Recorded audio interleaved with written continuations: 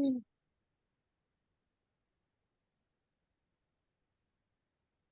ये समझ आ गया था ना, ये पॉइंट हमने क्या क्या देखा? क्विकली कोई बताएगा क्या क्या देखा हमने इस पॉइंट में?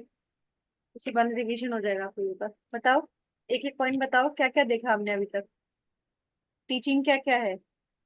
एक कम्युनिकेशन प्रोसेस है। हम्म। हम इंटरेक्शन ट्राइपोलर प्रोसेस है। बोलो, जोर से बोलो। हम ट्राइपोलर ट्राइपोलर है। ट्राइपोलर का क्या मतलब है? कि मैम टीचर स्टूडेंट और कि क्या चीजें मतलब पढ़नी है, सिलेबस, करिकुलम। करिकुलम। हाँ। करिकुलम। करिकुलम और सिलेबस में डिफरेंस क्या होता है? Ma'am curriculum as a whole होता है, हम्म। और सिलेबस करिकुलम का ही एक पार्ट होता है।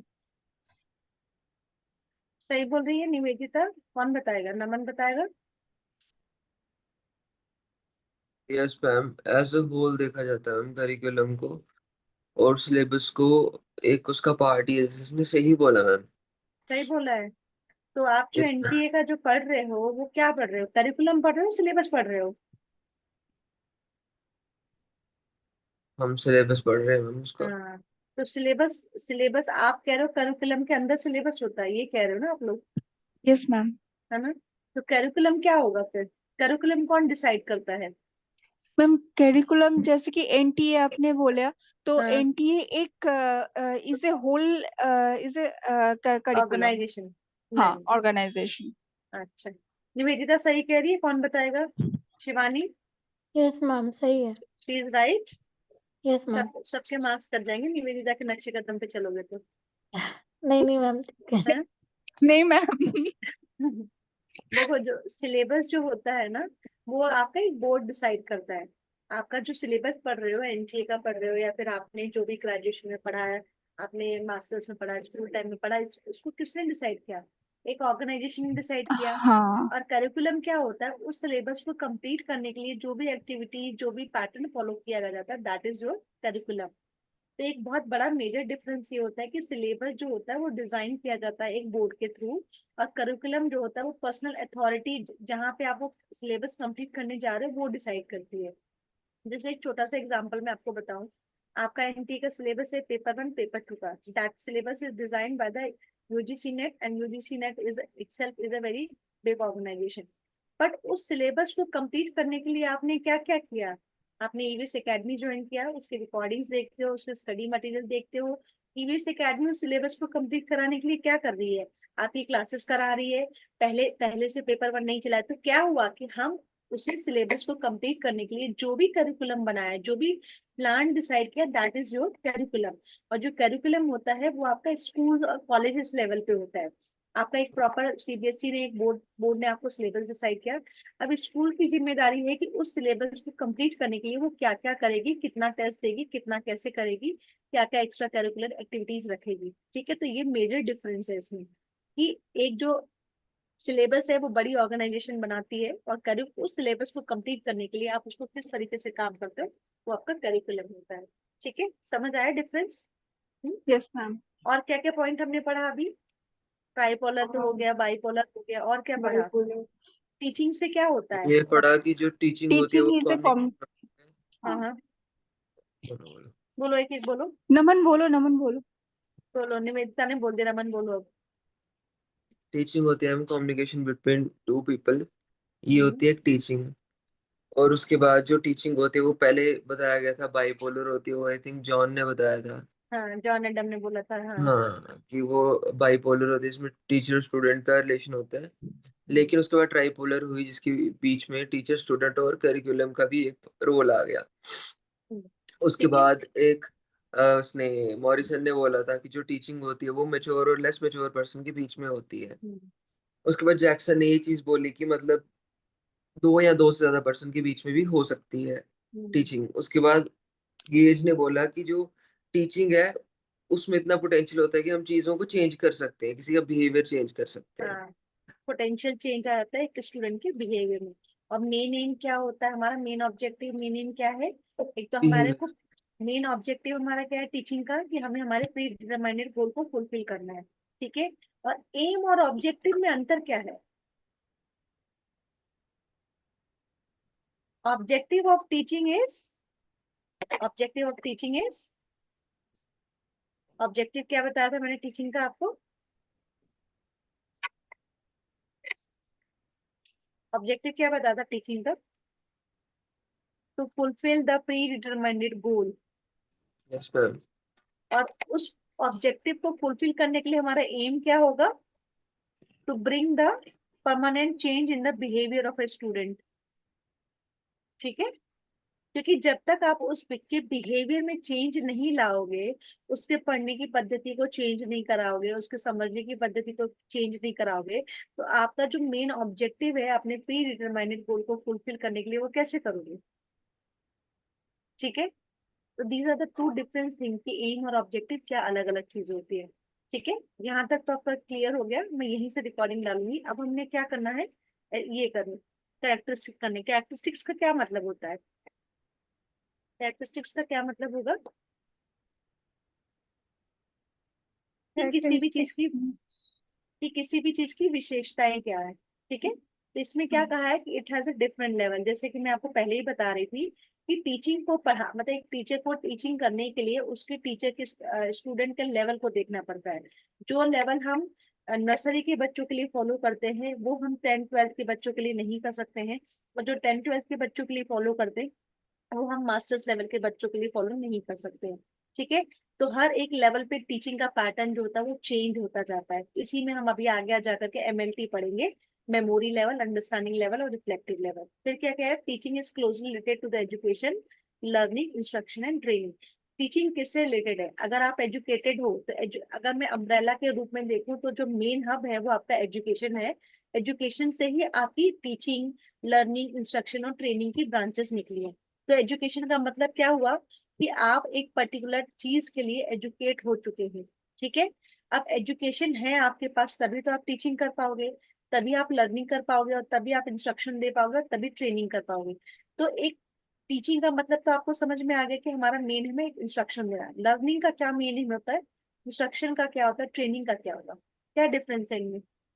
आप लोग क्या समझते हो इससे? बताओ, कोई अपना माइंड लगाओ। लर्निंग क्या है? मैम हाँ। लर्निंग मीन्स स्टूडेंट्स को एक प्रॉब्लम दिया जाएगा, उस हम्म, प्रॉब्लम को वो सॉल्व करेगा, वो जितना फोर्स डालेगा वो उतना उसका रिफ्लेक्टिव जो लेवल है वो बढ़ेगा, मोटिवेट होगा, वो मोटिवेशन लेवल इंक्रीज होगा। वही एक लर्नर का पार्टिसिपेशन जिसको बोलते हैं वही है। और लर्निंग क्या है, एक हमारी ऑनगोइंग प्रोसेस है। आप कभी भी हाँ किसी भी एज में किसी भी टाइम पे लर्निंग कर सकते हो। और हाँ, लर्निंग से क्या होता है, आपके बिहेवियर में परमानेंट चेंज आता है। चेंज है। ठीक है, हाँ इंस्ट्रक्शन क्या होता है? You are teaching is a teacher is giving you the instruction, just giving you an order, just giving you a request that you have to complete this work। और ट्रेनिंग क्या होती है? कैसे करा जा सकता है उसका ही एक प्रोसीड्यूर ट्रेन मेंटेन करके। मेन हाँ डिफरेंस देखो, ट्रेनिंग, लर्निंग से क्या होगा, आपका आपका परमानेंट चेंज आ जाएगा पूरे लाइफ टाइम के लिए। लेकिन ट्रेनिंग क्या होगी आपकी, this is for a short period. Short period. आप अलग अलग कंपनीज ज्वाइन करते हो, आप अपने अलग अलग प्रोजेक्ट्स करते हो, उस प्रोजेक्ट से रिलेटेड आपको ट्रेनिंग दी जाती है, 2 4 5 दिनों की ट्रेनिंग होती है, और आप ऑन बोर्ड आ जाते हो। तो ट्रेनिंग क्या है आपकी, शॉर्ट पीरियड के लिए होती है। वो आपका जैसे जैसे रिक्वायरमेंट होगी वैसे वैसे आप ट्रेन हो जाओगे, और वैसे वैसे आप चीजों को लर्न करते जाओगे। तो लर्निंग से it's a long term process, training is a short term process. और training is related to your job orientation, related to the job. ठीक है, लेकिन लर्निंग क्या है, आप जॉब के लिए भी लर्न करते हो, अपने अपनी चीजों को फुलफिल करने के लिए भी लर्न करते हो, अपने एजुकेशन के लिए भी लर्न करते हो, अपने फ्यूचर को बनाने के लिए भी लर्न करते हो। और एक चीज आज आपने लर्न, आपको क्या लगता है कि जो आज आप पढ़ोगे वो आप इतनी जल्दी भूल जाओगे? बिल्कुल नहीं भूलोगे। कभी ना कभी, कहीं ना कहीं, अगर एक को हल्का सा आपको टॉपिक याद आएगा और आपको वो चीजें याद आ जाएंगी। ठीक है, then teaching is an essentially intellectual activity. Intellectual मतलब क्या होता है? इंटेलेक्चुअल का क्या मतलब समझ में आता है? कल मैंने आपको कॉग्निटिव का एक वर्ड समझाया था, कॉग्निटिव का मतलब। कॉग्निटिव का एक मतलब समझाया था। सब लोग पार्टिसिपेशन दो भाई, रेमन और भावना। वीडियो क्यों ऑफ कर दो यार, इतने अच्छे तो लगते हो आप लोग, वीडियो ऑफ करके बैठ गए हो। है रेमन? नहीं मैम, नेटवर्क इशू लाइट है? चली गई है, वाईफाई नहीं चल रहा तो अच्छा आवाज भी नहीं आएगी। ओके। भावना, इतने यस प्यारे मैम। तो लगते हो आप, हैं? वीडियो ऑफ करके बैठ गए हो। मैम कर रहे 1 मिनट। अच्छा ठीक है। बताओ इंटेलेक्चुअल का मतलब क्या होगा? इंटेलेक्चुअल का मतलब मैम नॉलेज जो इसको आप डायरेक्टली बुद्धिमत्ता वर्ड, हिंदी में बुद्धिमत्ता वर्ड के साथ कनेक्ट हाँ कर सकते हो। ठीक है। तो टीचिंग हाँ क्या है? अगर आपके पास किसी चीज का नॉलेज नहीं है, बुद्धि नहीं है, तो आप क्या ही करोगे? क्या करोगे? पढ़ा पाओगे आप किसी को? टीचिंग दे पाओगे? ठीक है। तो ये एक एसेंशियल एक्टिविटी है। It is an art and science. Art और साइंस कैसे समझ में आता है, कोई बताएगा? मैं कह रही हूँ कि टीचिंग जो है वो एक आर्ट भी है और एक साइंस भी है। बताओ, आर्ट कैसे और साइंस कैसे? मैम पढ़ाना कला है, किसी को हम्म, सिखाना। हाँ ठीक है। कला, कला तो सीखे, समझ में आ रही कैसे? वो कला आप कैसे करोगे? मैम साइंस इज लाइक अ, मतलब एक वे हो जाएगा कि आपने चीजों को इन्वॉल्व करके सिखाना, लाइक अ टेक्नोलॉजी, मतलब अ, ऐसे कुछ। देखो, टीचिंग एक कला तो है ही कि भाई आपको किसको किस चीज का, आपके पास नो मैटर कितना भी नॉलेज हो, पर अगर आपके पास कम्युनिकेशन स्किल और आपकी जो कम्युनिकेशन ऐसी नहीं है जो इफेक्टिव हो पाए बच्चों के लिए, तो वो आपका टीचिंग कोई प्रोडक्टिव नहीं रहेगी। ठीक है। साइंस इस तरीके से है कि आप देखोगे हर एक एज के हिसाब से सिलेबस बनाया गया है। तो इसमें आपका क्या रखा गया है? सब कुछ लॉजिकली चीजों को रखा गया है कि ऐसा ऐसा नहीं हो सकता कि आपका जो एनटीए का जो सिलेबस है उसका एक छोटा सा पार्ट आप 10th क्लास के बच्चों को डाल दो, नहीं कर पाओगे। तो जो सिलेबस भी डिसाइड हुआ है, जो सीधे करिकुलम चीजें डिसाइड होती है, वो क्या होती है? हर एक चीज को लॉजिकली रख के होती है, और उसी के बेस पे टीचर आपको पढ़ाता है आगे। आप देखोगे जब आप छोटे थे तो आप खुद याद करो अपने आप को कि आपके मैथ्स में मल्टीप्लिकेशंस, बड़े बड़े डिविजन्स कौन सी क्लास में आए थे? और आज आप क्या कर रहे हो? क्यूब्स कर रहे हो, स्क्वायर रूट कर रहे हो। क्या उस एज में जब आप 4th और 5th में थे उस समय क्यूब और स्क्वायर समझाया जाता तो आपको समझ में आता? नहीं आता। इसीलिए जो सिलेबस डिसाइड किया जाता है, सारी चीजें बनाई जाती है, वो according to your biological development of your mind, logically चीजों को बनाया जाता है कि इतना सिलेबस और इस पर्टिकुलर टॉपिक का नॉलेज बच्चों को ग्रैस्प कर लेंगे, वही बनाया जाएगा, और उसी के बेस पे टीचर उसको पढ़ाता है। ठीक है। तो दोनों ही चीजें हैं कि एक कला भी है और साइंस भी है। उसी तरीके से अब हमें तो क्यूब वगैरह सब आता है, लेकिन अगर आज मैं अपने अपने बच्चे को पढ़ाने के लिए बैठाऊंगी तो मैं उसको सीधे क्यूब नहीं समझाऊंगी ना, क्योंकि उसको तो समझ ही नहीं आएगा। उसका तो माइंड इतना डेवलप ही नहीं है, उसकी तो मेच्योरिटी है ही नहीं। हाँ, ये पता लगे कि जब वो 9th 10th 12th में आना शुरू होगा तब वो क्यूब और स्क्वायर का मतलब समझ में आएगा उसको। ठीक है। तो वो क्या होता है कि इस टीचिंग के प्रोसेस में जो भी आप चीजें डिसाइड करते हो वो सब आप लॉजिकली एक्सप्लेन करते हो। ठीक है। धीरे धीरे आपको खुद भी समझ में आएगा कि पेपर वन में लॉजिक चीज नहीं, कॉन्सेप्ट चीजें कितनी लगानी है। ठीक है। टीचिंग क्या है? एक कंटिन्यूस प्रोसेस है, कभी नहीं रुकता। मैं चली गई कोई और आ जाएगा, आप लोग बन जाओगे, आप लोग चले गए कोई और आ जाएगा, लेकिन ये teaching till the life, till the, जब तक ये अर्थ एग्जिस्ट रहेगी रहेगी रहेगी। ठीक है। टीचिंग में हमेशा आपका इंटरेक्टिव प्रोसेस होना चाहिए। अगर टीचिंग आपकी इंटरेक्टिव नहीं होती है तो वो एक मोनोटोनस हो जाती है, और वो एक कन्वर्ट हो जाता है लेक्चर मेथड में, कि आपको 1.5 घंटे का लेक्चर देना है और आप चला गया, आपको कोई मतलब नहीं स्टूडेंट को समझ में आया या नहीं आया। ठीक है। तो इसमें इंटरेक्शन भी बहुत जरूरी है। And teaching takes place in an dynamic और चेंजिंग एनवायरनमेंट। ठीक है। अभी क्या है? अभी जैसे हम लोग पढ़ रहे हैं, आपको पीपीटी शो की जा रही है, कल को अचानक से मान लो मेरी पीपीटी नहीं रिफ्लेक्ट हो तो मैं आपको ये व्हाइट बोर्ड पे लिख के भी दिखा सकती कि नहीं दिखा सकती हूँ। तो वो ये कह रहा है कि teaching takes place in a different different changing environment में। पहले के टाइम पे चॉक एंड टॉक मेथड चला करता था, तो टीचर्स आपको चॉक एंड टॉक मेथड से पढ़ाते थे। आज का टाइम हो गया आपका पीपीटी का, तो लोग पीपीटी से पढ़ा रहे हैं। इसका सबसे बेस्ट एग्जाम्पल है आपका कोरोना के टाइम पे स्कूल्स में जो जो टीचर्स आपका चॉक एंड टॉक मेथड से समझाते थे, उन्होंने सबने कोरोना टाइम में पीपीटी बना के पढ़ाई। बच्चों को पढ़ाओगे कैसे जब मूवमेंट ही नहीं है? आप अचानक से लॉकडाउन हो गया, आप बोर्ड्स कहाँ से खरीद के लाओगे? आप लेबर कहाँ से लाओगे अपने घरों में बोर्ड लगाने के लिए? तो वो क्या हुआ, उसने क्या किया, सिचुएशन बेस्ड चेंजिंग एनवायरनमेंट के बेस पे टीचिंग के पैटर्न को हमने चेंज किया। ठीक है, तो हम वो चेंज करते ही रहते हैं और चेंज करते ही रहेंगे। फिर क्या है, टीचिंग को हमने डिफाइन किया है 3 वे में, authoritative, democratic and laissez faire. जो अथॉरिटेटिव है उसको हम एक शॉर्ट फॉर्म में कह सकते हैं ये मेमोरी लेवल है, डेमोक्रेटिक है वो जो अंडरस्टैंडिंग लेवल है, और लेजर फेयर जो है वो रिफ्लेक्टिव है। ठीक है, ये आपका एक 3 टर्म है इसलिए मैं अलग से आपको दिखा रही हूँ, लेकिन अगर आप उसको कनेक्ट करना चाहोगे लेवल ऑफ टीचिंग के, तो authoritative is equal to related to your memory level, democratic related to your understanding level, and laissez faire related to your reflective level. अब अथॉरिटेटिव क्या होता है, उसका नाम ही आपको बता रहा है कि एक टीचर की अथॉरिटी है। अगर मैं आज अथॉरिटी आपके पास चलाऊं तो आप क्या करोगे, चला पाओगे? आप मेरी हर बात मानोगे? नहीं मैम ये तो गलत है, आप गलत बोल रहे हो। क्यों बोलोगे? क्योंकि आपका मेच्योरिटी लेवल डेवलप हो चुका है, तो आपके पास यहाँ पे हमारी अंडरस्टैंडिंग लेवल आ जाएगी, यानी डेमोक्रेटिक डीलिंग आ जाएगी। हमारा वन अभी क्या कर रहे हैं हम, मैं जो पढ़ा रही हूँ आप लोगों से पूछ भी रही हूँ, लेकिन क्या वो मेथड मैं अपने नर्सरी के बच्चों के साथ कर सकती हूँ? नहीं कर सकती हूँ। तो this teaching is actively related to the memory level. और इसमें क्या होता है, it does not develop the attitude and thought among the student, क्योंकि इस लेवल पे आके क्या होता है, बच्चों का माइंड इतना डेवलप ही नहीं होता, तो वो आपसे कोई क्वेरी करेंगे ही नहीं, आप उनको जो बचाओगे वही, जो बताओगे वो वही उसी को सही मानेंगे। और इस स्टेज में क्या होता है, थॉटलेस होता है। एक बच्चे को, एक नर्सरी के बच्चे को, एक फर्स्ट क्लास के बच्चे को ये सोचने की जरूरत नहीं है कि हमारा सिलेबस पूरा है या नहीं है। वो हम पेरेंट्स की और टीचर्स की रिस्पॉन्सिबिलिटी है कि उसको सिलेबस को कंप्लीट करना, और एक पेरेंट्स की जिम्मेदारी है कि उसके सिलेबस को कंप्लीट करा के उसको एग्जाम के लिए तैयार कराना। तो क्या होता है यहाँ पे, थॉटलेस होती है, बच्चा कोई जवाब नहीं दे पाता। और ये टोटली टोटली ये आपकी टीचर सेंटर है, what ever teacher decided that is the final. Teacher ने कहा ये आपका ए है, बच्चा यही मानेगा, क्योंकि यहाँ तक उसकी बुद्धिमत्ता डेवलप ही नहीं हो, कैसे आर्ग्यूमेंट करेगा? नहीं करेगा। आज के डेट में मैं तुम्हें बोल दूं ये ए है, आप मानोगे ए है? नहीं मानोगे। क्यों? क्योंकि एक तो हम डेमोक्रेटिक डीलिंग करेंगे, दूसरी आपकी अंडरस्टैंडिंग लेवल डेवलप हो चुकी है, आप लोग इस लेवल से क्रॉस करके इस लेवल में आ चुके हो, और थोड़े टाइम बाद आप इसमें जाने वाले हो, लेजर फेयर में जाने वाले हो। ठीक है, यहाँ तो कोई कंफ्यूजन बच्चों? हम्म?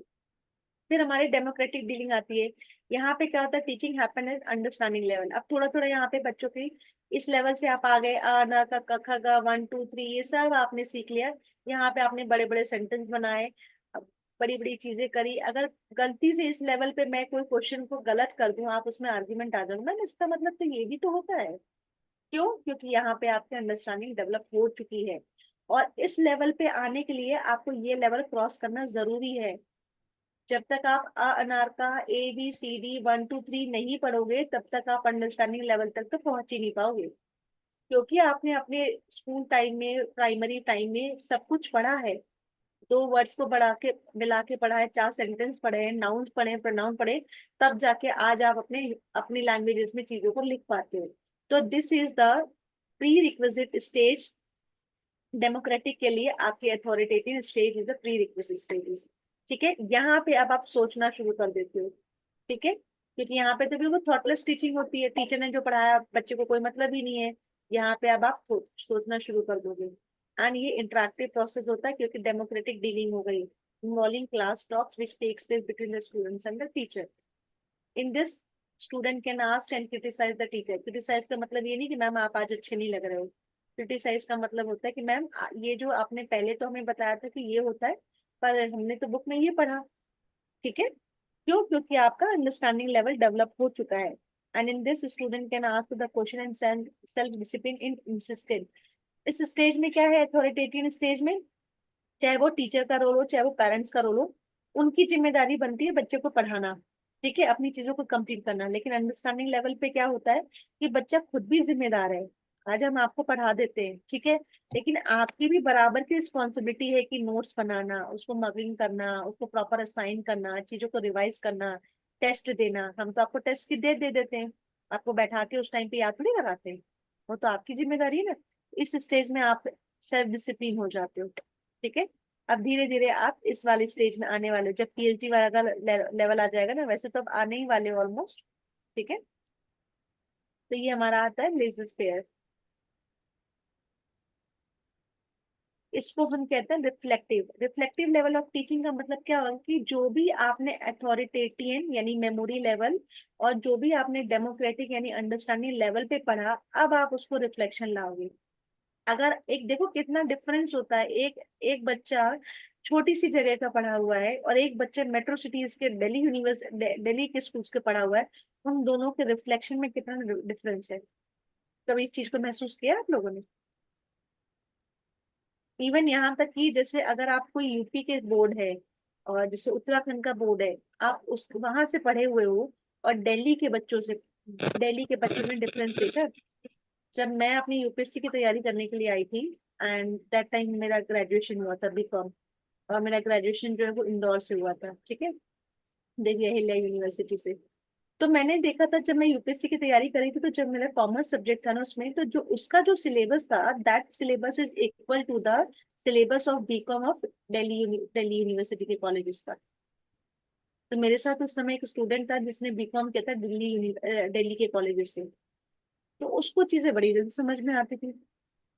तो जो भी आप एमएलटी और यूएलटी लेवल पे करते हो ना, जो भी पढ़ते हो, वो आप आपकी इस स्टेज में रिफ्लेक्शन आ जाता है, ठीक है। तो ये आप रिफ्लेक्शन का मतलब जो भी आपने नॉलेज गेन किया, जो भी आपने यूएलटी एमएलटी लेवल पे पढ़ा, उस नॉलेज को अब दिमाग में ध्यान में रख करके एक इमरजेंसी सिचुएशन आएगी, कोई प्रॉब्लम आएगी, तो आप उस प्रॉब्लम सॉल्विंग स्टेज में उस नॉलेज का रिफ्लेक्शन को लाके यहाँ पे सॉल्व करोगे, ठीक है। यहाँ तक कोई कंफ्यूजन बच्चों, समझ आ रहा है? Yes yes, ma'am. It is more difficult than the two other level. अभी मैं इसको वैसे समझाऊं, आप लोग पीएचडी करने जाओगे, ठीक है, आप लोग सबने मास्टर्स कर लिया है, कोई ना कोई टॉपिक सबने डिसाइड कर लिया होगा। अब आपने जो टॉपिक डिसाइड किया है, वो टॉपिक डिसाइड करने की क्षमता कैसे आई आपने? कि आपने कभी ना कहीं कोई चीज देखी होगी, कहीं ना कहीं कोई चीज समझी होगी, तब आपको लगा होगा कि नहीं यार, जब मैं पीएचडी लेवल पे जाऊंगा ना, तो मैं अपना ये टॉपिक रखूंगा। वो रिफ्लेक्शन आया। क्यों कई लोगों का थिंकिंग प्रोसेस चेंज हो जाता है? क्यों? क्योंकि उन्होंने जो अपनी एक प्रीवियस एज में देखा है, स्टेज में देखा है, उसका रिफ्लेक्शन आता है। जैसे आपको पता है कि आग आग जैसे अर्थक्वेक आ गया अचानक से, और आप 6th फ्लोर की या 10th फ्लोर की बिल्डिंग में हो, और आपको पता है कि आप नीचे जाते जाते चले जाओगे, और 6 रिक्टर स्केल पे आपका अर्थक्वेक आ रहा है। आपने कभी ना कहीं पढ़ा था कि भाई अगर ऐसा कोई कंडीशन आया तो या तो टेबल के नीचे चले जाओ, या अगर पलंग के नीचे गैप है तो वहां चले जाओ, या बीम के बीच में चले जाओ, तो फिर भी कोई गुंजाइश है बचने की। तो वो रिफ्लेक्शन कैसे आया? क्योंकि आपने एमएलटी और यूएलटी के लेवल पे कभी ना कभी कहीं ना कहीं वो चीजें पढ़ी थी, ठीक है। देन ये दोनों से कंपैरिजन में डिफिकल्ट स्टेज है। Understanding and memory level of teaching are must for the reflective level. इस लेवल पे आने के लिए इन दोनों का होना बहुत जरूरी है। Most difficulty and highly thoughtful. PhD में आप थीसिस लिखोगे, रिसर्च करने जाओगे, ये सब क्या करोगे? दिमाग का काम है ना, ठीक है। And in this level teaching, both student and teacher are the participant. Authoritative में क्या था? सिर्फ टीचर का रोल सबसे ज्यादा इंपॉर्टेंट था, ठीक है। अंडरस्टैंडिंग लेवल में क्या था कि टीचर स्टूडेंट दोनों का रोल इंपॉर्टेंट था, लेकिन फिर भी जो प्राइमरी रोल थी वो टीचर की थी। लेकिन जो लेजर स्फीयर और जो एमएलटी जो आरएलटी लेवल की स्टेज आएगी, उसमें क्या है, दोनों का पार्टिसिपेट इंपॉर्टेंट है, लेकिन उसमें स्टूडेंट ज्यादा इंपॉर्टेंट रहेगा। आप गाइड से डिस्कस करोगे, ठीक है, लेकिन आप क्या करोगे? आपने गाइड से डिस्कस किया और आपको कोई सैम्पलिंग के लिए कहीं जाना है, मान लो नैनीताल जाना है, नैनीताल में अचानक से जिस दिन आपने जो चीज डिसाइड करी वहां पे बहुत बारिश हो गई, तो what you will do? You will decide the things according to the situation, क्योंकि आपकी बुद्धिमत्ता डेवलप हो गई है। तो इम्पोर्टेंट रोल किसका प्ले किया? आपने इम्पोर्टेंट रोल प्ले किया अपने इंटेलेक्चुअल का, ठीक है। तो वहां पे आपका गाइड बहुत इंपॉर्टेंट रोल नहीं है, हाँ एक कोऑर्डिनेशन जरूर है। लेकिन जैसे ये क्वेश्चंस कई बार आ जाते हैं कि आपकी एमएलटी में किसका रोल इंपॉर्टेंट है, आरएलटी में किसका इंपॉर्टेंट है, और यूएलटी में किसका इंपॉर्टेंट है, ठीक है। It is well known that teaching जो है पर्पसफुल है, through teaching teacher brings a desire change in the student. इसमें सबसे बड़ा एम हमारा यही है कि हमें डिजायरेबल चेंज लेके आना है, ताकि हम हमारे प्री डिटरमाइंडेड गोल को फुलफिल कर सकें, ठीक है। Both the concept teaching and learning are related to each other, and development of complete all round personality of the learner is the ultimate object of teaching and learning process. दोनों का क्या objective है? कि हमें उसकी ओवरऑल पर्सनालिटी में development लेके आना है। और जो मेन एम क्या है, bring change in the behaviour of a student. And to इस बिहेवियर को अचीव करने के लिए अब हमारे लेवल ऑफ टीचिंग आए, कौन कौन से, एमएलटी, यूएलटी और आरएलटी, जो कि हमारे सिलेबस में मेंशन है। मैंने दिखाया था एमएलटी, यूएलटी, आरएलटी। तो एमएलटी, यूएलटी और आरएलटी मैंने ऑलरेडी आपको अथॉरिटेरियन, डेमोक्रेटिक और लेजर फेयर के साथ डिस्कस कर लिया है। बस इसमें आपको डिस्कस क्या करना है कि जो आपकी ये वाला जो एमएलटी लेवल है, ये ऐसे पिरामिड बनता है, आप अगर बुक में देखोगे तो ये आपको ऐसे दिया होगा, ठीक है। ये आपका एमएलटी, ये आपका यूएलटी और ये आपका आरएलटी, ये आरएलटी, ये यूएलटी और ये एमएलटी, ठीक है। एमएलटी, एमएलटी किसने दिया है, हर्बर्ट ने दिया है। हालांकि ये क्वेश्चन अब इतने आते नहीं है क्योंकि ये सबको रट जाते हैं। तो इसके प्रोपोनेंट कौन है, हर्बर्ट है, और ये पहली स्टेज है। और मैंने आपको बताया था कि अथॉरिटेटिव में आपका थॉटलेस लेवल होता है, जो टीचर ने कहा, जो मम्मी ने कहा, वो मान लेते हैं। और इसमें हम सिर्फ बच्चों पे क्या फोकस करते हैं कि आप रट्टाफिकेशन करो। डबल दो दो स्लैंटिंग लाइन ड्रॉ करके हम कहते हैं बेटा ये ए है, इसको ए बोलो, और ए के साथ डबल पी लगा दोगे, एप्पल हो जाएगा। A double P L E लगा दोगे तो हम एप्पल की स्पेलिंग को रट्टा कराते हैं। आपने भी रटा होगा।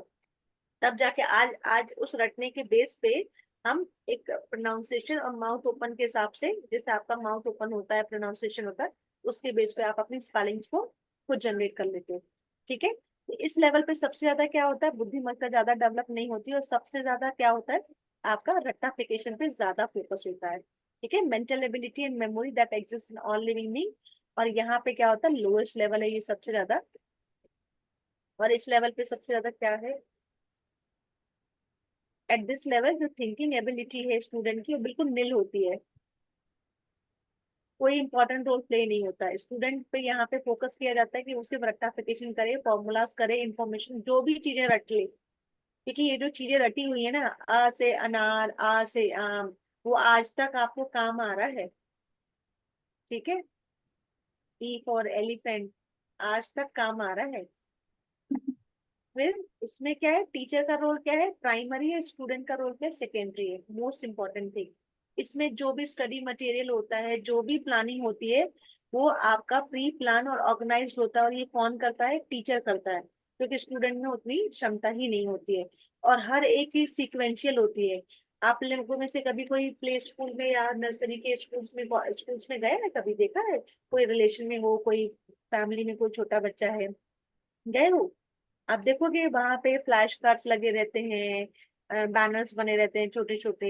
अभी अभी आप अपने कॉलेजेस में यस चले मैम। जाओ, आप अपने कॉलेजेस में चले जाओ, अनार के और आम के बैनर दिखेंगे आप लोग अपने, नहीं। क्या देखोगे, लेबोरेटरी के, लैब के, हम्म। हैं, कुछ जो कोर्स होंगी वो भी उससे एसोसिएटेड होंगी। तो वो सब जो हम्म। चीजें होती हैं वो पहले ही टीचर प्लान किया होता है कि हमें हमारे हमारे इस नर्सरी के बच्चे तक इतना सेक्शन बनाना है कि वो पेंसिल पकड़ के आराम से लिख ले, ठीक है। और जो इवैल्यूएशन सिस्टम होता है वो आपका ओरल और रिटर्न होता है। ओरल रिटर्न कराते ही है, दो स्लैंटिंग लाइन, नर्सरी और केजीज में आपका यही होता है, ABCD, ये आपका रिटर्न होता है। और ओरल में आपकी पोएम्स होती है, ट्विंकल ट्विंकल लिटिल स्टार, याद है किसी को पोएम है। और बाद में आप सारा दिन उन्हीं के गाने सुनते रहोगे, ट्विंकल ट्विंकल लिटिल स्टार, ऐसे ही होता है, ठीक है। तो ये हमने क्या किया, आपकी एक कॉग्निटिव लेवल ऑफ टीचिंग हो गई। MLT is you also known as your cognitive level of teaching is also considered as an authoritarian level, ठीक है। अब मेरिट्स क्या है, मेरिट्स मतलब कि कुछ देखो, हर एक के अपने बेनिफिट। अगर आपका एक मेमोरी लेवल का मेरिट्स है तो हो सकता है वो आपका डीमेरिट्स बन जाए, किसका, ULT का। तो ये वैसा वैसा चीजें चलती रहेंगी। लेकिन अगर एक छोटा सा कॉन्सेप्ट देखो तो मेमोरी लेवल में क्या है, एक मेरिट्स क्या है कि आप छोटे बच्चों को पढ़ाना है तो वहां के लिए बढ़िया है, ठीक है। जहाँ पे सिर्फ स्टूडेंट को रट्टाफिकेशन कराना, उस लेवल तक के लिए तो बढ़िया है, ठीक है। इसमें सबसे ज्यादा क्या है, इंपॉर्टेंट रोल टीचर का। तो टीचर जो मर्जी है उस तरीके से पढ़ाएगी। टीचर ने डिसाइड किया कि हमें आज 4 दिन में सिलेबस कंप्लीट करना, तो वो 4 दिन में कंप्लीट कराएगी, चाहे वो सिलेबस आपका एक दिन में कंप्लीट हो सकता था। होता है ना कभी कभी ऐसे, नहीं तो यार ये तो 1-2 घंटे का काम था, होता है ना कभी कभी। देन जो नॉलेज है, इसमें थिंकिंग लेवल बहुत जीरो होती है। और ये जो MLT है, फर्स्ट स्टेप है, और ये प्री रिक्विजिट है अगले स्टेप्स के लिए। ऐसे ही ULT प्री रिक्विजिट रहेगी आपकी RLT के लिए। अब डीमेरिट्स क्या है, क्योंकि डीमेरिट्स क्या है, अब ये इसमें क्या हो रहा है कि रेक्टिफिकेशन पे ज्यादा फोकस होता है और मेंटल एबिलिटी में कोई डेवलपमेंट होता ही नहीं है। टीचर का रोल सबसे ज्यादा इंपॉर्टेंट होता है, तो जो स्टूडेंट होता है वो सिर्फ क्रैमिंग पार्ट पे ज्यादा फोकस करता है। तो एक टाइम पे क्रैमिंग भी इज नॉट रिक्वायर्ड।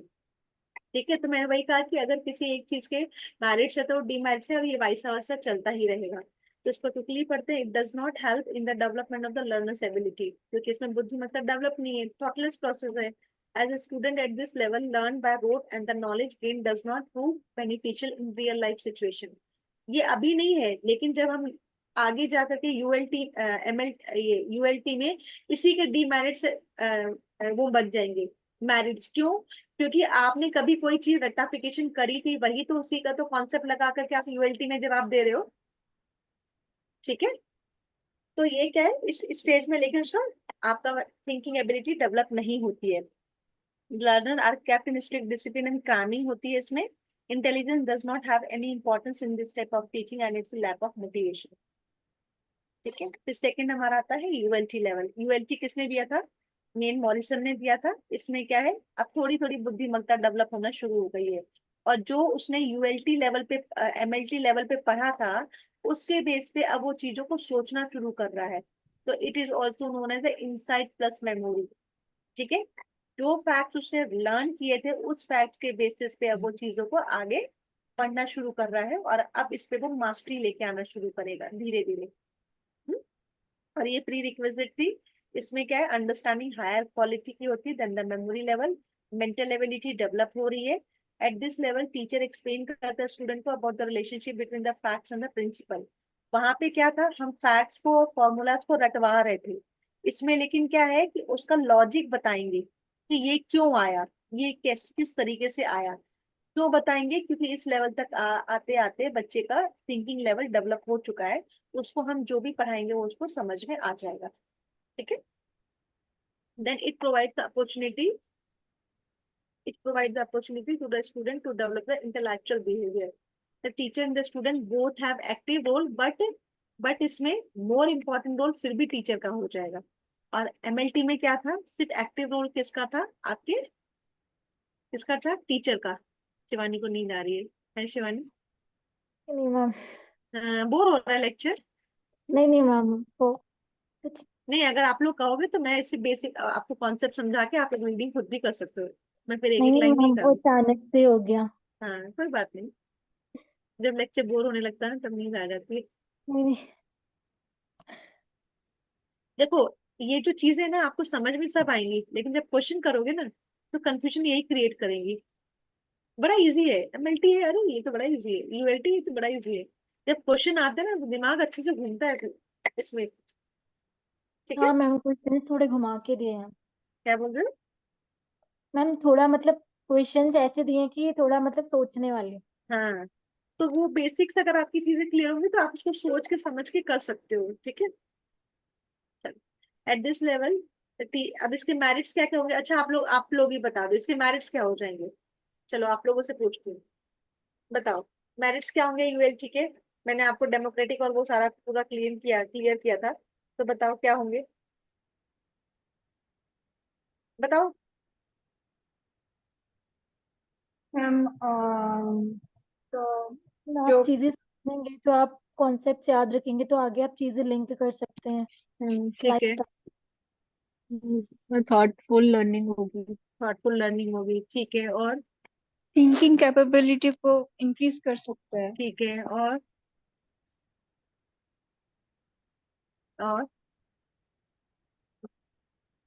क्रैमिंग को एनकरेज नहीं करेंगे इसमें। ठीक है, क्योंकि आपको समझाया जाएगा बेसिक्स में। और क्या है? हम हमारी कमांड मतलब कि किस टॉपिक पे कितनी हो सकती है वो ये चीजें डिसाइड करेंगे। क्रिएटिविटी आएगी क्योंकि आपकी थिंकिंग एबिलिटी बढ़ रही है। बस यही मेरिट्स है इसके। अब इसके डीमेरिट्स क्या हो जाएंगे? डीमेरिट्स क्या हो जाएंगे? डीमेरिट्स क्या हो मतलब जाएंगे कि आपका जो है सब्जेक्ट सेंटर्ड हो जाएगा। हम एक सेकंड पीछे वाली स्लाइड कर दीजिए। हाँ, ये लो। वही है सारी चीजें जो आप लोगों ने बताई। Yes ma'am. ठीक है, क्रैमिंग खत्म हो जाएगी, थिंकिंग एबिलिटी बढ़ जाएगी, और अब स्टूडेंट प्रिपेयर्ड हो रहा है आरएलटी के लिए। हम्म। ठीक है, अब चूंकि आपकी बुद्धिमत्ता डेवलप हो जाएगी, अंडरस्टैंडिंग डेवलप हो जाएगी, तो आपकी एक पर्टिकुलर सब्जेक्ट में मास्टरी होगी कि नहीं होगी?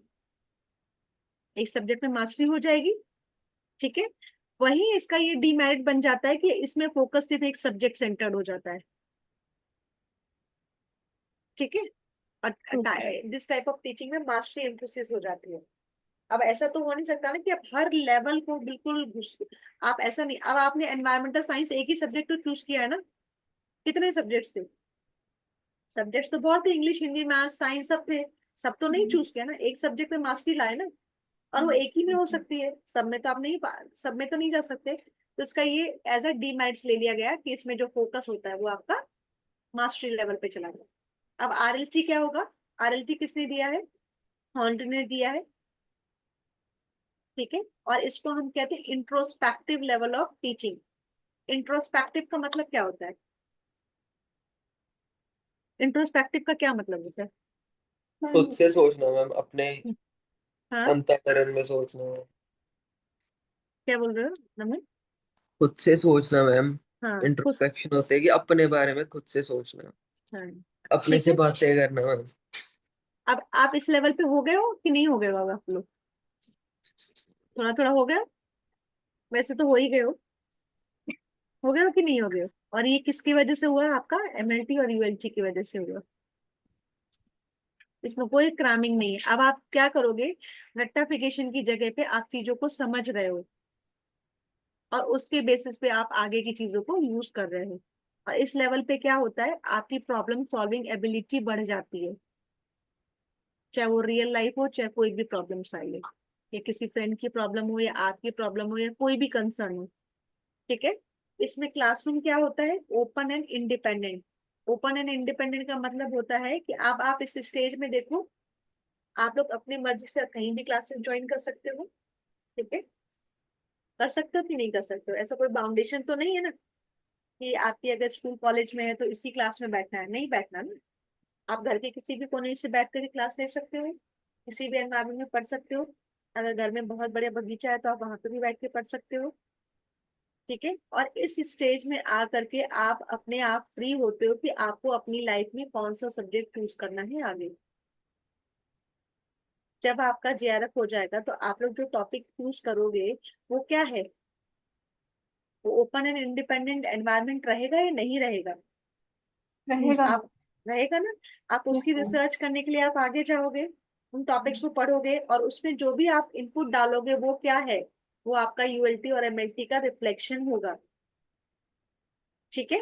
तो इसमें बेसिक सही है कि जो भी चीज आप करोगे आपका लॉजिकली होगा, ठीक है। प्रॉब्लम सॉल्व अपनी लाइफ की by reasoning, logic and imagination से।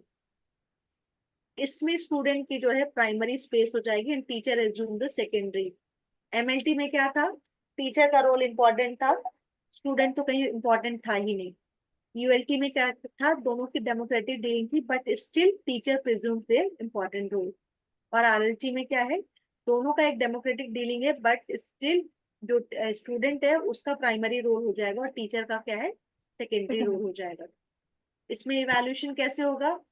आप अभी थीसिस वगैरह लिखोगे या कोई क्वेश्चंस वगैरह लिखते हो, या आपने जब मास्टर्स में आंसर्स वगैरह लिखे, तो उसका इवैल्यूएशन कैसे हुआ? एक ऑब्जेक्टिव टाइप में हुआ, एक एस्से टाइप टेस्ट होता है इवैल्यूएशन के लिए। जैसे जैसे आपका लेवल बढ़ता जाएगा वैसे वैसे आपका चीजें चेंज बढ़ती जाएंगी।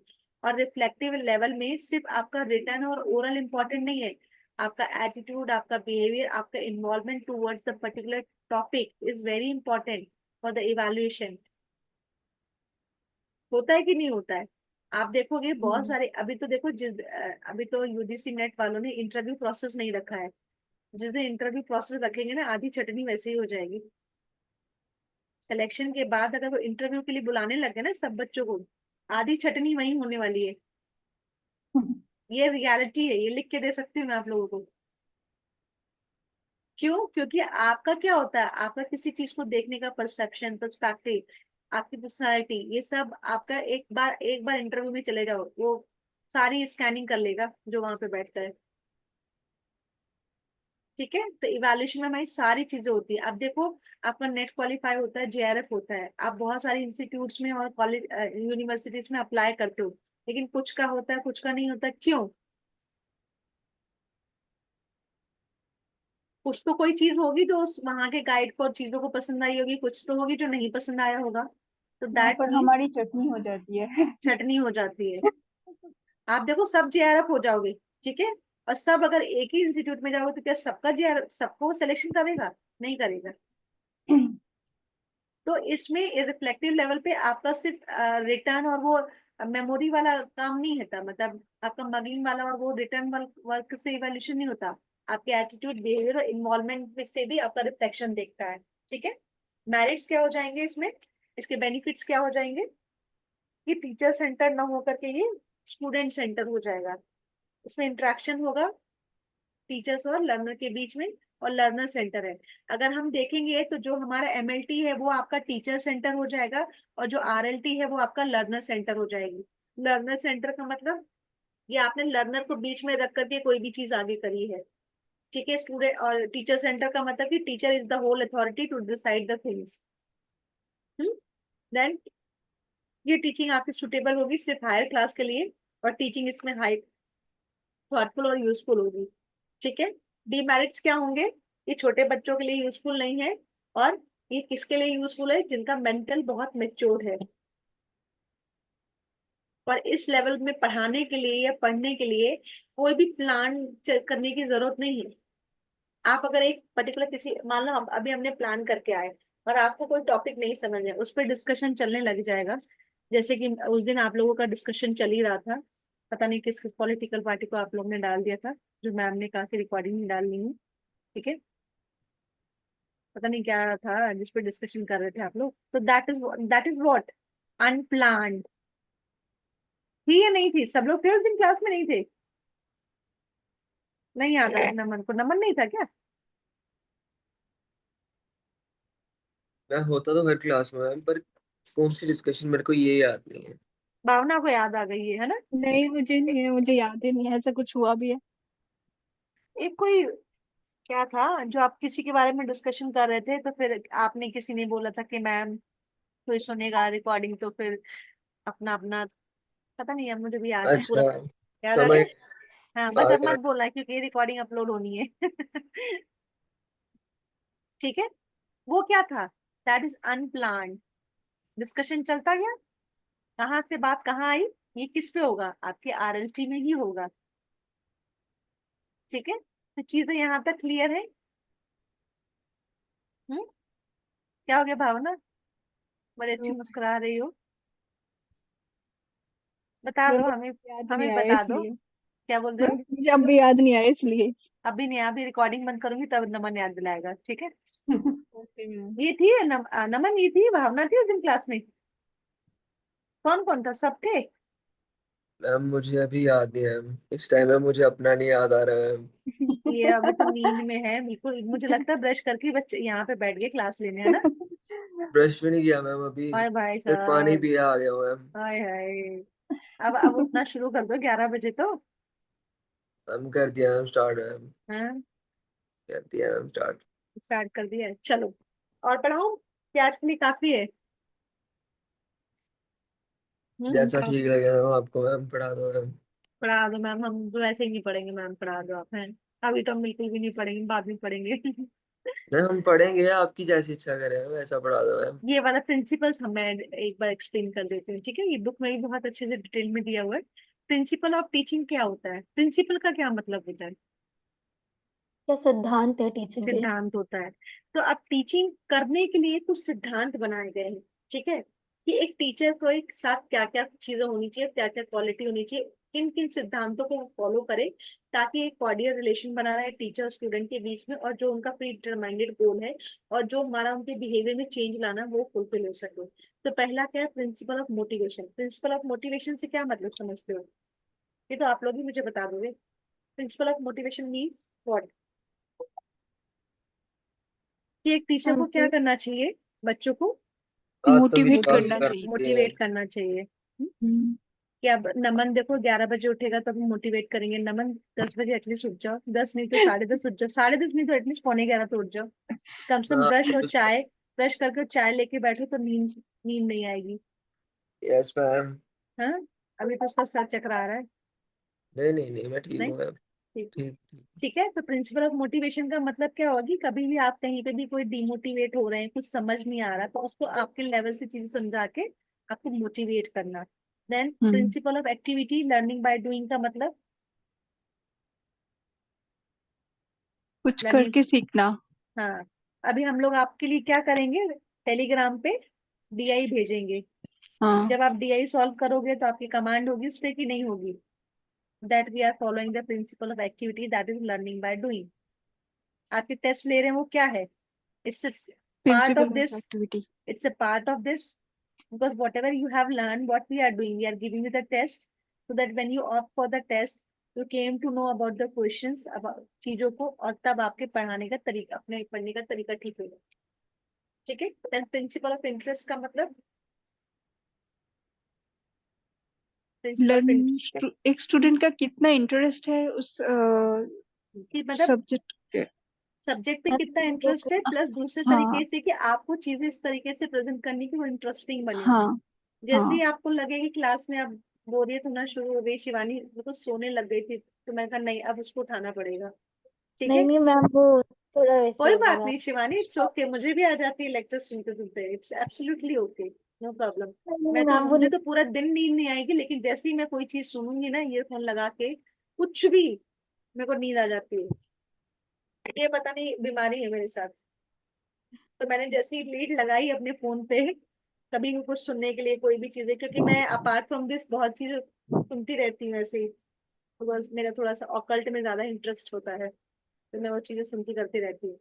तो जैसे ही मैंने लीड लगाई फोन में, और वैसे ही मुझे 10 मिनट बाद तो सोते हुए मिल जाऊंगी मैं। तो इट्स एब्सोल्युटली ओके। ठीक है, we are in the same category. ठीक है, मैम जब वो सेम टोन हो जाता है ना मेरे लिए, तब मुझे थोड़ा हो नहीं नहीं जाता है। हम समझ गए, कोई बात नहीं, हम बिना कहे भावनाओं को समझ जाते हैं, भावनाओं को ज्यादा समझ जाते हैं हम। Then principle of linking with life. Ma'am ये जैसे कि पर्सनल लाइफ आप पर्सनल सॉरी, वो जो प्रेजेंट लाइफ के साथ आप लिंक कर सकते हो आप हम्म एडुकेशन को। हम्म। जैसे अभी एक कोई बात हुई थी, तो मैंने किस किस आपको डाउरी का जो समझाया वो क्या किया, हाँ जो चीजें चल रही हैं उसके लिंक करके समझाया ताकि आपको चीजें हाँ समझ में आए। देन हाँ प्रिंसिपल ऑफ डेफिनेट एम, कि हर एक टीचिंग का कोई ना कोई एम होना चाहिए। हमारा यहाँ पे क्या एम है, सिलेबस को प्रॉपरली कंप्लीट करना, आपको अंडरस्टैंड कराना and prepare everyone for the exam, जी एम है। हाँ ठीक है, then principle of recognising individual differences, कि हर एक इंडिविजुअल किस चीज को कैसे समझता है उनको ध्यान रख के करना। ठीक है, अगर हमें लग रहा है कि शिवानी को नींद आ रही है, शिवानी सॉरी मैं again I am giving your example. नहीं नहीं ठीक मैम, है, नहीं नहीं। तो क्या हो गया कि आप थोड़ा सा चीजों को चेंज करो। जैसे नमन को भी नींद आ रही है, कल से नमन 11 बजे से पहले उठ के बैठेगा। ठीक है ना नमन, अनम्यूट कर लो। नींद नहीं है मुझे। नींद नहीं है वो तो, अब एकदम से उठ के और क्लास लेने बैठ गए हो तो हैवीनेस तो रहती है। ठीक नहीं है, वो वाली नींद नहीं है मुझे, कि अगर आप पढ़ा रहे हो तो जैसे मतलब कॉन्सेप्ट के साथ साथ मुझे वो अगर कोई नींद आ रही है रूम पोएट। में तो उसको बोल दो चाय बना के तुमको पिला दे, तुम्हें चाय की जरूरत है या मैम कॉफी जो की। है रूम में वो तो सोया है मैम। सोया हुआ है। देखो, अब ये सब कितने बजे तक पढ़ते हो रात को देर तक, कितने बजे तक जगते हो। हमारा अब ये मत लास्ट बोलना पढ़ने कि की मैम मैं, टाइमिंग होती है। हाँ, नहीं मैम मैं झूठ नहीं बोलता मैम, लास्ट अब वो, टाइमिंग होती है पढ़ने की मैम कोई 1-1:30 बजे, 1-1:30 बजे तक ये मेरी लास्ट टाइमिंग होती है पढ़ने की। और 1-1:30 बजे के बाद सो जाते हो। उसके बाद डिपेंड करता है, मैं जैसे पूरे दिन कुछ नहीं करता हूँ तो उसकी वजह से क्या होता है, रात को नींद नहीं आती मैम जल्दी, प्रॉब्लम तो होती है तुम नींद अगर आने 11-11 बजे उठोगे तो कहाँ से नींद आएगी। में। नहीं मतलब रात को नींद नहीं आती, जैसे कि अगर थका भी हूँ तो रात को जल्दी सोने की ट्राई करो, 15 मिनट तक सो जाऊंगा, उसके बाद दोबारा से मेरी जो आंखें खुल जाएगी, नींद ही नहीं आएगी, तो तो फिर मैं मेरे से मोबाइल सोया नहीं मोबाइल को जाता। देखते हुए सोते हो, ऑपरेट करते हुए। ये भी करके देख लिया मैंने, वो येलो फिल्टर ऑन कर लिए मोबाइल में, मोबाइल ना की ना स्क्रीन ना, को ही ब्लैक मेरा एंड तो व्हाइट ये है कर कि लिया। मोबाइल को थोड़ा दूर कर दिया करो सोने से पहले। हाँ एक दिन मैम, वो जैसे मेरे को नॉवल पढ़ने की थोड़ी और अगर बहुत फेंकना आदत हो है, तो फिर यहाँ पे फेंक देना, वो मैं ले लूंगी। ठीक है। वही बता रहा हूँ कि जैसे नॉवल पढ़ने की आदत है, रात को नॉवल पढ़ रहा था, नींद आ रही थी काफी ज्यादा। तो उसके बाद जैसे वो छोड़ी, दोबारा से सोने लगा मैम, दोबारा नींद उड़ गई। तुम लोगों को नींद क्यों नहीं आती है? हम लोगों पता को नहीं, तो है, आती हमें नहीं तो है। ऐसा लगता है कि बस 12 बजे अब तो सो ही जाना चाहिए। डेली का यही टाइम चल रहा है, 4 घंटे 5 घंटे तुम लोग सोया हूँ वैसे। एक्चुअली क्या होता है इवनिंग के बाद ना, आपको अगर साइंस के बच्चे हो तो आपको पता भी होगा कि बॉडी जो है एक हार्मोन रिलीज करती है नींद का। ठीक है, आप देखोगे मैक्सिमम उबासियां आपको 6-7 बजे आना शुरू हो जाती हैं। मेलेटोनिन। हाँ, और वो अगर आप 10 बजे तक मैक्सिमम सो गए, 10, 10:30, मैक्सिमम 11 आज के कल्चर के हिसाब से, तो नींद हो गई आप लोगों की। नहीं तो उसके फिर बाद मैं जैसे मैं मंगवाई थी हैबिचुएट वो हो जाता है। वो भी हाँ। मंगवाई थी मैम, मेलेटोनिन की जो टैबलेट्स होती हैं गम्स, वो भी हमने मंगवाई थी मैम। कोई हम्म। फर्क नहीं पड़ा उससे कोई मैम। फर्क नहीं पड़ा। पत्थर असर ही के नहीं बन गए। करता शरीर पे मैम, कुछ ऐसा लगता है पता नहीं कितनी पत्थर कॉफी के हो पी गए ले। तुम। हैं? नहीं पत्थर का तो नहीं हुआ है मैं। पत्थर के नहीं। This is the individual differences which we are recognising. Got everyone point? Yes समझ मैम। आया चीजों को कैसे करना है? This principles every teacher has to follow in this. Then principle of selection. Principle of selection का मतलब क्या हुआ कि एक बहुत बड़ी हमारी टीचिंग की यूनिट है। ठीक है, लेकिन मैंने आपको क्या कहा कि जो आपका एजुकेशन का पार्ट है और जो मॉडल्स है वो मैं आपको कब पढ़ाऊंगी, या तो मिड में या तो एंड में। तो व्हाट वी हैव सेलेक्ट, हमने पहले वो टॉपिक सेलेक्ट किए जो आपको इजीली अंडरस्टैंडेबल रहे। ठीक है। देन प्रिंसिपल ऑफ टाइम, यानी प्रिंसिपल ऑफ प्लानिंग, यानी टाइम एंड क्वांटिटी, कि एक टाइम में कितना कंटेंट देना है बच्चों को। अगर मैंने एक क्लास 1 बजे से एक्सटेंड कर दी ना, सच बता रही हूँ, सब सोते हुए मिलोगे मेरे को। अगर मैंने गलती से आप सबको अलाउ कर दिया ना कि वीडियो ऑफ कर दो, सब सोते हुए मिलोगे। ठीक है। तो वो भी प्रॉपर प्लानिंग करनी होती है कि आप एक दिन में कितना पढ़ाना है, कितना कंटेंट देना है। वो इसलिए नहीं कि हम दे नहीं सकते, वो इसलिए कि आपका माइंड कितना एक्सेप्ट करेगा उसको। ठीक है, क्योंकि जब आप जितना मैंने अभी पढ़ाया ना, आप मदान से पढ़ने लगोगे तो ये 10 पन्ने हो जाएंगे। ठीक है, 10 पेजेस हो जाएंगे उसके। देन प्रिंसिपल ऑफ डिवीजन, कि आपने क्या किया, अभी हमने क्या किया, पूरे 10 यूनिट्स को डिफरेंट डिफरेंट चैप्टर्स में डिवाइड किया है। तो एक यूनिट उठाई, एक यूनिट को हमने डिफरेंट डिफरेंट टॉपिक से उठा करके फिर उसमें पीपीटी बनाई और फिर वो टॉपिक आपको पढ़ाया जा रहा है, ताकि आपकी इजी अंडरस्टैंडेबल है। जैसे जैसे हमारा टॉपिक कवर होता जाएगा वैसे वैसे मैं पहले आपको सिलेबस में मार्क कराती जाऊंगी, देखो हमने ये टॉपिक कर लिया, देखो हमने ये टॉपिक कर लिया। ठीक है। देन प्रिंसिपल ऑफ रिवीजन और रिफाइनमेंट, कि बीच बीच में क्या करना है, रिविजन्स करते रहना है, बीच बीच में चीजें पूछती रहने कि आपको क्या समझ में, आपको क्या समझ में नहीं आया। And principle of creation recreation, जो हम बीच बीच में जो बातें कर लेते हैं यहाँ वहाँ की, वो ये होती है। And principle of democratic dealing, कि आप लोगों का भी सजेशन उसमें लेना है। ये प्रिंसिपल वैसे इजी है, मैंने आपको बेसिक्स में समझाया, एक बार बुक से रीड कर लेना। ठीक है, यहाँ तक कोई कंफ्यूजन है बच्चों तो बताओ। हम्म। रिकॉर्डिंग बंद करो इसकी, फिर बातें करते हैं हम लोग। ठीक है, यस मैम। चलो, यहाँ तक कोई कंफ्यूजन?